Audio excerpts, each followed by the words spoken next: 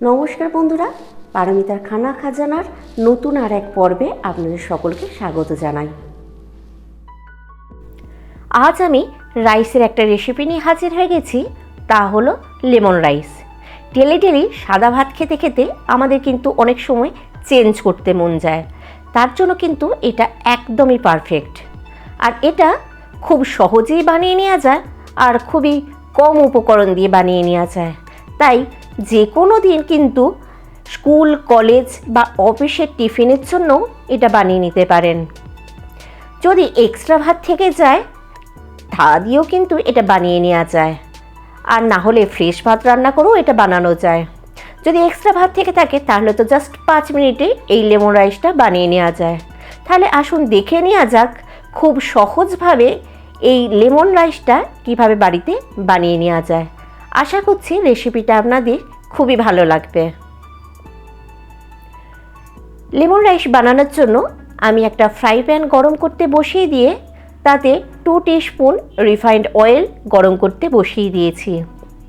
তেলটা গরম হয়ে যাবার পর আমি এতে অ্যাড করে দিচ্ছি 2 লাল শুকনো লঙ্কা আর 1/2 টিস্পুন সর্ষে। এটা তেলের মধ্যে 5-10 সেকেন্ড নাড়াচাড়া করে নিয়ে এতে আমি আরও কিছু ইনগ্রিডিয়েন্টস অ্যাড করে দেবো।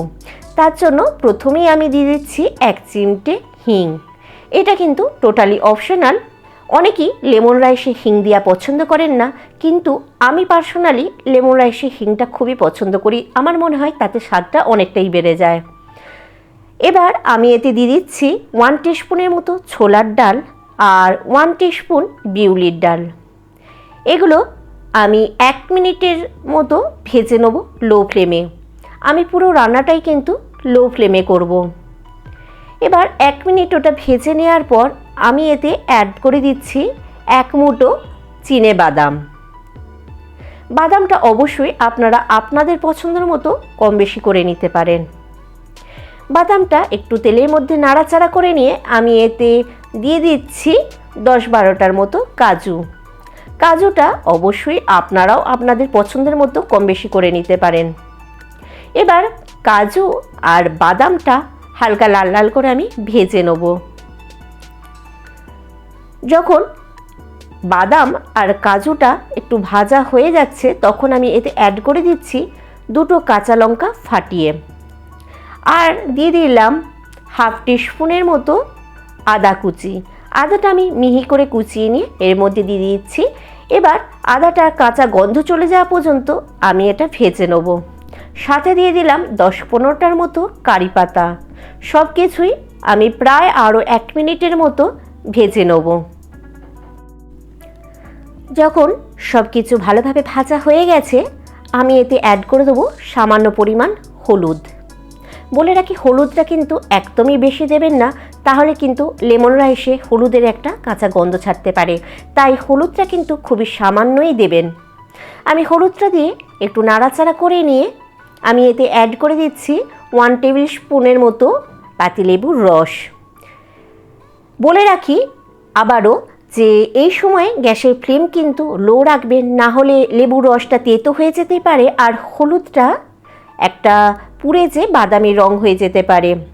তাই লো ফ্লেমে কিন্তু রান্নাটা অবশ্যই করবেন। এবার আমি এতে অ্যাড করে দিলাম 2 কাপ বাসমতি রাইস। আমি এখানে বাসমতি রাইসেরই ভাত ব্যবহার করেছি। আপনারা চাইলে সেদ্ধ চালের ভাত কিংবা যে কোনো চালের ভাতই ব্যবহার করতে পারেন। আমি একটু দেখতে ভালোর জন্য এখানে বাসমতি রাইসের ভাতটাই ব্যবহার করেছি। এবার আমি ভাতটা দেওয়ার পর ভালোভাবে নাড়াচাড়া করে নিয়ে আমি মিশিয়ে নিলাম। এবার এতে আমি অ্যাড করে দেবো স্বাদ মতো নুন। নুনটা অবশ্যই কিন্তু আপনারা আপনাদের স্বাদ অনুযায়ী দেবেন। নুনটা দেওয়া হয়ে যাবার পর আমি ভাতটা আবারও নাড়াচাড়া করে মিশিয়ে নিয়ে প্রায় 1 মিনিটের মতো ভেজে নেব। ভাতটা কিন্তু কোনো সময় বেশিক্ষণ ভাজবেন না, তাহলে ফ্রাইড রাইসের মতো ভাজা হয়ে যাবে। কোনো জুসি ব্যাপার লেমন রাইসের মধ্যে থাকবে না। এবার আমি এতে অ্যাড করে দিলাম কিছুটা পরিমাণ ধনেপাতা কুচি। ধনেপাতা কুচিটা দিয়ে নাড়াচাড়া করে নিয়ে আমি গ্যাস বন্ধ করে দেবো। দেখুন আমাদের কিন্তু একদম ঝরঝরে পারফেক্ট লেমন রাইস কিন্তু রেডি হয়ে গেছে। রেসিপিটা আপনাদের কেমন লাগলো অবশ্যই আমাকে জানাবেন, আর বাড়িতে অবশ্যই এরকমভাবে বানাবেন। আপনি সাথে সাথে আপনার বাড়ির সবাই কিন্তু খুব খুশ হয়ে যাবে।